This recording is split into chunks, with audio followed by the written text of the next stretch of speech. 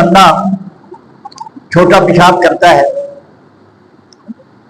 پیشاب کر کے بندہ فارغ ہو جاتا ہے، تو مرد کی نالی میں ابھی کچھ قطرے پھر بھی رہ جاتے ہیں۔ پیشاب رکا، پانی بہا لیا، کھڑا ہو گیا، طہارت نہیں ہے۔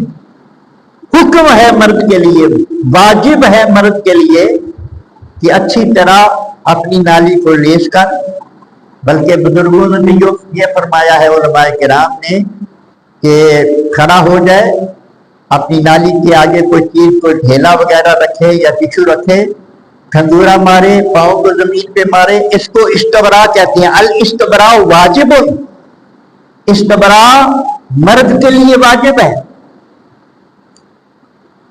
تو جب